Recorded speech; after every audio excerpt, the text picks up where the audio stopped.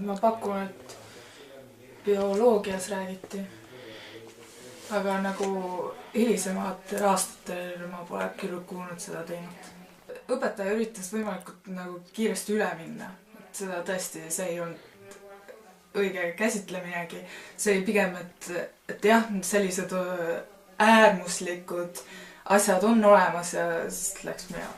Tuleks küll, sest inimestel juba psühholoogiliselt ka, et kui nad ei tea sellest, siis teadmatus hirmutab inimesi ja sellepärast ka paljud ei suuda case'id aktsepteerida. Kui palju neid päriselt on ning et kas see on pärilik ja kui palju mõjutab ühiskond seda. Õpilastele tuleks nagu selgeks teha, et see ei ole puue või midagi sellist, et jah.